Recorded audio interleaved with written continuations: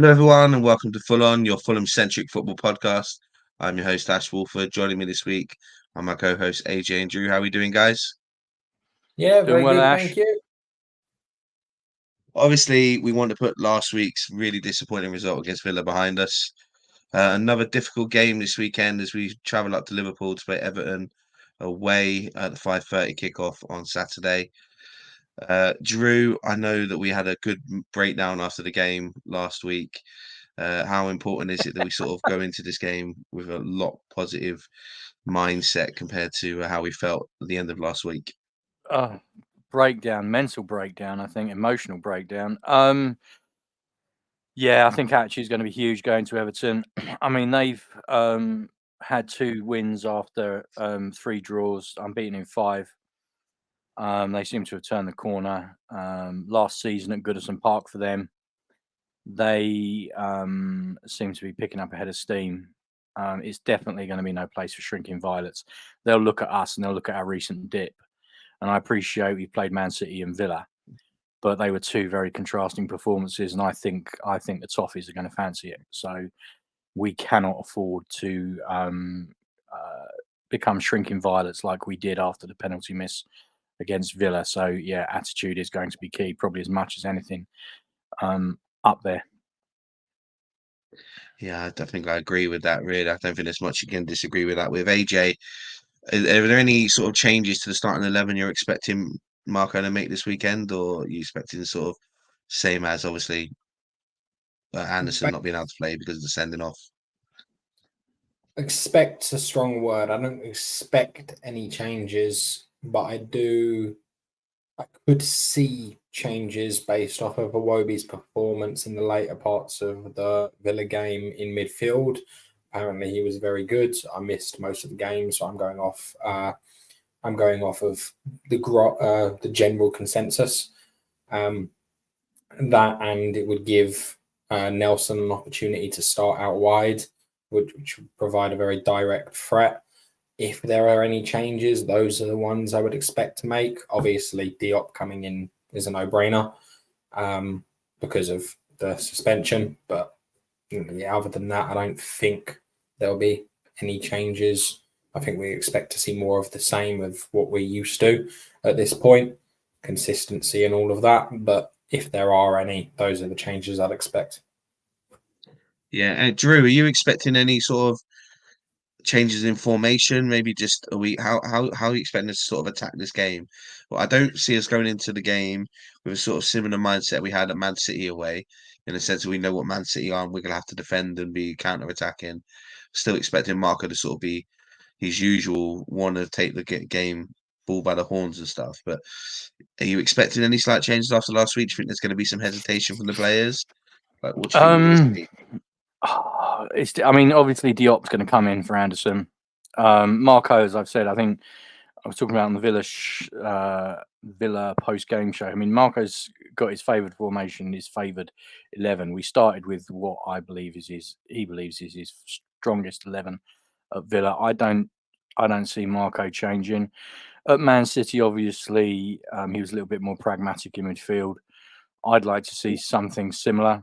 I mean, I know AJ mentioned Iwobi moving into the centre, and I personally would be a big fan of that because I think Iwobi's instrumental in the way we play, and I'd like to see him have more of the ball. But I just don't see him dropping Pereira. I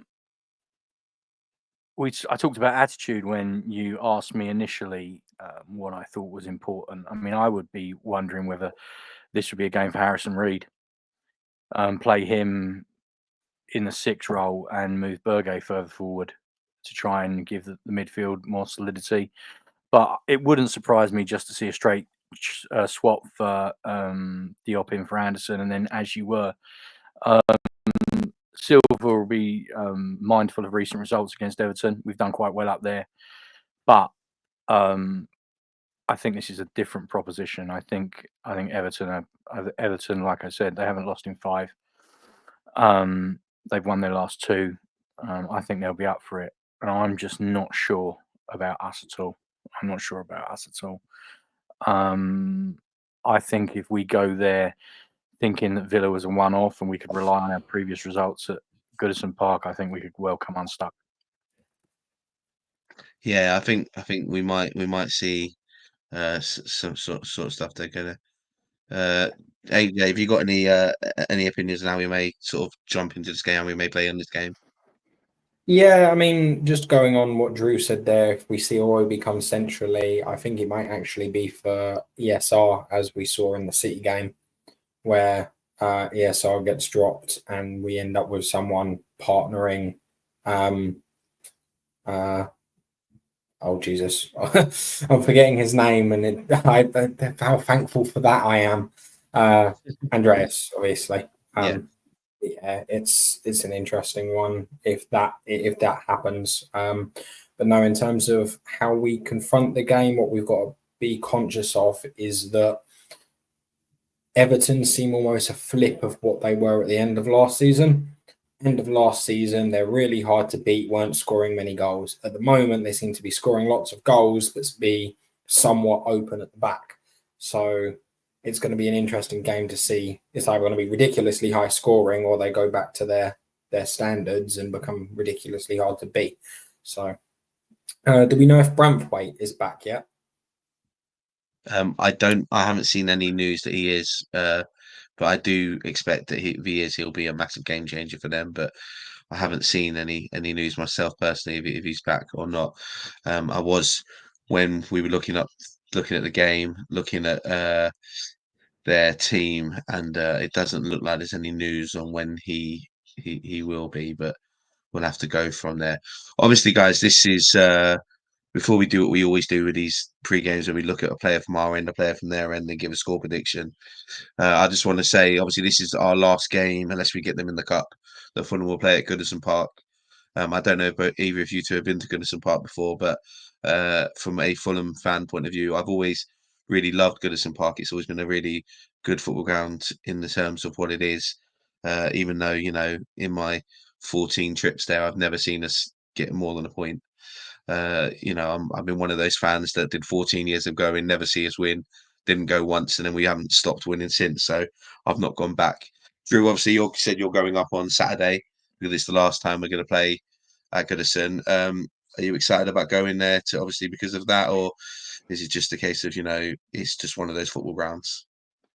No, I am. I mean, that's the reason I'm going. I'm actually taking my nephew because he's never been, and it's the only opportunity he'll get to go before they move into Bramley Moor Dock. Yeah, I mean, Everton is synonymous with Goodison Park. I mean, it is. It hasn't got all the mod cons, but it is pretty special, and the crowd definitely get into it. I just wish I was travelling up there in expectation rather than hope, which I am travelling up there. But no, it's yeah. It's a Fulham thing to do, isn't it? But yeah, I'm glad I'm going. I'm glad I'm going. It's kind of the old romantic in me getting a chance to just see it one last time and see Everton play there because it is iconic, despite what anyone says.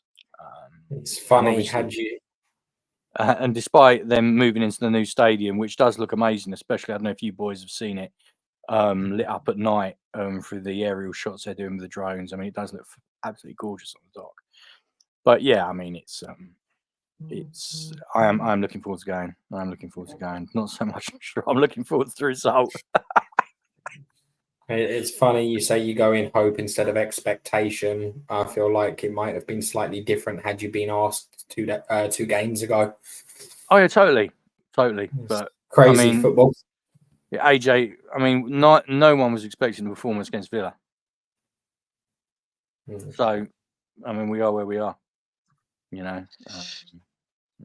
Yeah, obviously, we go into this game at Everton having won our last 3 visits to Goodison Park, 2 league wins, and a win on penalties in the League Cup last season. We should, in all rightly, probably go in there quite positive in terms of our recent performances at Goodison Park. But that's only if you look at results. If you look at the game last season, which was all the way back opening game of last season, when we managed to win 1-0 after Bobby De Cordova-Reid scored.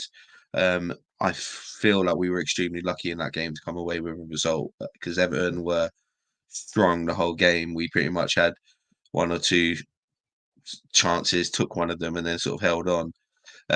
you know, we're going to talk about players that from them that we need to look out for and be wary of. For me, I'm gonna before we even start we have to look at some of Everton's mainstays and players this season.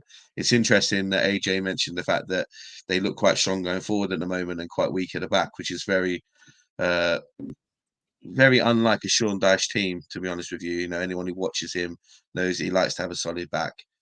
For me, one of the key people we have to watch for that is obviously Jordan Pickford. Jordan Pickford is one of the most infuriating footballers or goalkeepers I've ever watched play football, because I've never seen a goalkeeper I've wanted to do well so much and then always let me down as much as he does, especially when he plays for England. But then when he plays for Everton against us, always seems to pull off 5 or 6 absolute world-class saves. Other than sort of Pickford, are there any other players, AJ, that you think that we really need to be wary of going into the game on Saturday? Dwight McNeil, eight Premier League appearances, 3 goals, 3 assists. It's 6 goal contributions in 8 games, and considering how many games they've had on the back foot this season, that sort of output from an attacking player, and one that's not necessarily considered an elite attacking player, is someone definitely to be wary of. Yeah, Drew, have you got anybody in the Everton team that you think that, you know, we really should be wary of if they're playing on Saturday? Ironically, McNeil was going to be my pick. I mean, AJ says makes comment about Everton's back line. I mean, to be fair to them, they've only conceded 3 in the last 5. They've got 2 clean sheets. So they do appear. I mean, their wins have been. They haven't scored lots of goals. I mean, but that's probably typical of a Dyche team. But they do seem to be getting what I would call Dyche results. You know, your 0-0s, your 1-0s, your 2-1s, your 2-0s. I mean, I personally think Dyche is a good manager. I know that he divides Everton fans, but I think he's done a good job, and I think that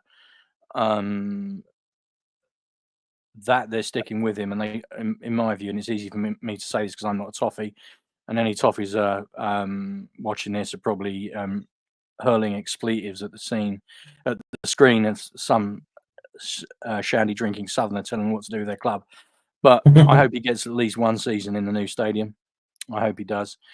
Yeah, McNeil stands out simply because he is there. He seems to be there, as AJ said, their big creative outlet with his goals and his assists. It'd be interesting to see what Fulham do with him, whether they go man for man. But yeah, outside of that, I mean, Dominic Calvert-Lewin always impresses me when I see him. His problems, though, have been injuries and remaining fit. But no, by and large, I mean, Everton are going to be, as you expect, they're not going to be flashy, but they are going to be hardworking and powerful. I mean, last season at the Cottage, I'm sure you two boys were there. I mean, we nearly lost that at the end of the game. They could have won that. I know it was a draw, but we were kind of lucky. I've just got a horrible sinking feeling with Fulham that we're going to come unstuck this time. Yeah, I think for me, when I look at it, our game is going to depend solely on how we perform. If we go into the game like we did against Villa last week, where we were sloppy all over the pitch, we gave the ball away too easily. You know, we were tackling ourselves more than we were tackling the opposition. Our ball retention was poor. Our build-up play wasn't great. Our ability to put the ball in the box was shocking. You know, I'm always overly critical of certain players and their ability to, you know, get the ball in the box. You know, Anthony Robinson being the main culprit of that. That for a player that I respect because of his defending ability, his ability to put a ball in the box is shocking at times. And last Saturday was one of those. Do you feel, AJ, that if we're going to have any luck in this game, our build-up play and our getting the ball in the box is going to have to be way more controlled than it has been? Or is it going to be one of those games where we're probably not going to be out wide as much? We're going to, you know, probably try make the most of Traore and break through the middle as much as we can. I think it's a bit of a mixed bag in the sense of how we might build up. I think we're going to have to try a lot of different things because I think we're actually going to have the majority of the ball this time around. I don't see Everton pressing us like that Villa team did. The Villa team were forcing us to make mistakes from what I saw anyway. They were constantly pressing and pressing as a group and pressing fast. That's something I feel like Everton may do in their own half, but won't do in our half towards their attacking third. I feel like we'll have more control of the ball, but it will be along our back line and we'll struggle to penetrate. And I think we may come undone in that way if we get undone. And if we're going to break them down, it's going to be through patience and taking the chances that we can try and create over the long haul of the game. It may end up going 60, 70 minutes before we see the first goal, and that could go either way, frankly. Yeah, obviously for me, we did speak about him loads last week, and that was Raul Jimenez, who was absolutely outstanding last Saturday. He was really let down by the players around him, I feel, last week. Drew, is this going to be the sort of game where if he can get some service, that he could really be a benefit for us? Because he seems to be getting that instinct back of just being able to be where he needs to be, and when he's not and he's trying to get on the ball, he seems to be, fully confident with his hold up play and stuff. Is he going to be a real game changer for us? Is he going to be one of those games where he could thrive? Well, he's class. He's a class player. I mean, despite his age, I mean, they say talent is temporary, but class is permanent. I mean, interesting. I've been looking at it. We've scored first in our last 5 games, although albeit we've lost the last 2, and no other team has done that in the Premier League since Sheffield United last season. If we can continue to do that and we score first, it will help us massively, especially with the crowd like they've got. But your point about Jimenez is well made. Even when basically the rest of the team were in the tank against Villa, he still stood out. I mean, he kept running, he kept fighting. I mean, his hold-up play was exceptional. I have no doubt that if we get him the ball in the right positions, he will score goals. I'm as confident about that as I can be about anything at Fulham at the moment. The question is going to be, and Ash, you've already highlighted this, what the rest of the team do. Because as good as Jimenez was against Villa, and let's be honest, he wouldn't have looked out of place in that Villa side. The rest of the team are in the tank. So I am kind of hoping. I understand what AJ says about the press, but I am kind of hoping they come at us and we can get Traore going in space, and then he can get the ball to Jimenez. That's kind of what I'm hoping. But yeah, I mean, I think that I think Jimenez will score goals. We've just got to get him the ball. Because you look outside of him, and Traore was quiet on Saturday, and I don't know about you two boys, but I didn't really see a goal threat from anywhere else on Saturday. I wasn't sure outside of Jimenez who else looked like they were going to score a goal. I'm No one asking did. because I don't know. No one did. No one did. And I think last Saturday, one of the biggest problem was that Traore had a really quiet game as well, and it took away some of our attacking edge. And I think one of the things that Traore is clearly there to do at the moment is be those quick legs, because that's the one thing that that Rayo has lost, is that that pace to be on the halfway line and at the box like he used to be able to do. That's gone, but everything else in this game hasn't. And his positional awareness and his ability to know where to be in the box is still there. I just think he is our main goal threat, and he is where the goals are going to come from. It's just whether or not, Traore, Robinson, and whoever else is on the overlap, Kenny Tete to some extent, can actually get the ball in the box to him. But, we'll see on Saturday. Hopefully, Marco seems to be doing what Marco does, and he's really revived him. It's probably the best I've seen him since he first joined Wolves, and he scored that 25, whatever it was in that first season he was in the Premier League. It's probably the best he's been since then. And, everyone who watches football has always wanted that for him after the terrible head injury he got while at Wolves. And I think everyone's delighted to see him back fire into a Woodby, and it's even better for us because we get to see him do it in a Fulham shirt. But we'll see. We'll see what happens. Hopefully, he can carry on his goal scoring form because he's on a ridiculous run at the moment in terms of games started and games scored. And Fulham fans, we may forget what that's like because we haven't had a striker, especially in the Premier League, for a very long time, who has got a game started to goal scored ratio like he does. So we'll see what happens on Saturday. Let's end the video like we always do, guys, when it's a game preview. I want to get. I know you both mentioned Dwight McNeil, a player to look out for from Everton, a player for Fulham to look out for on Saturday, and I've got a score prediction. AJ, let's start with you on that one. I'm going to let Drew take Dwight McNeil, and I'm going to go with Ndiaye and say that he'll be equally dangerous. From a Fulham perspective, I actually think it might come from a substitute, either the likes of Kearney or Wilson, potentially. Someone to come on when we're controlling the game and give us a different creative option. If not, it will be Raul to watch. Score prediction. It's a tough one. My head is saying it would be very Fulhamish of the start that we've had to have 3 losses on the bounce and to have us losing 2-0. But at the same time, my heart is saying no, we'll win that 3-2. So I'm going to go 3-2 Fulham. 3-2 Fulham. Wow. Okay. Drew and yourself? It'll be interesting. They've still got Ashley Young playing for them, haven't they? They do. Occasionally. Yeah, I mean, it'll be interesting. When he's not getting sent off, yeah. Yeah, it'll be interesting if he plays. He tends to play. Is he playing the left back position? He does, doesn't he? Yeah. Yes, Somewhat, he does. Yeah. Yeah, sometimes does, because it'll be interesting if he's playing. Because if I'm Dyche, I'm very worried about him versus Traore because that's not a contest. And if we do get that matchup and we get Traore on an island, i.e. 1-on-1, that could be really crucial for us.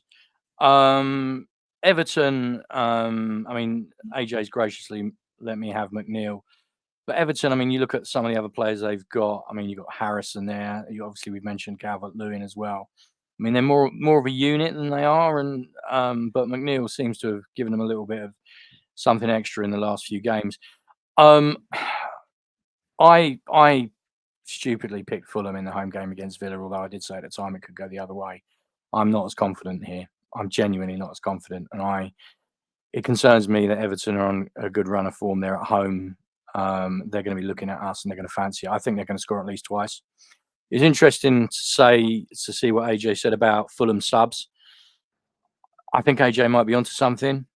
And I could see the influence of Kearney at some point being a calming influence that we need, especially in a place like Goodison, because Kearney is good at moving the ball. He doesn't rarely give it away. I appreciate he's limited athletically, but he's experienced and he knows what to do, and he can keep recycling the ball. So I do wonder if we will see him, and not as late as we have done in some games. But I think Everton 2, Fulham 1 is my prediction. Okay, cool. I am going to go with someone I don't think we've mentioned yet for an Everton player to watch out for. I'm actually going to go for Idrissa Gana Gueye. I think he's had a really good start for Everton this season. He's really impressed me in the games I've seen him play. I know that he is quite committed, and he's played started 5 of their games so far this season.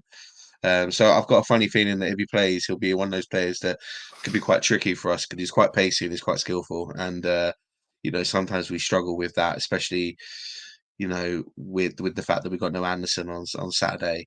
For us, I also agree. I think our subs might make a massive difference in this game.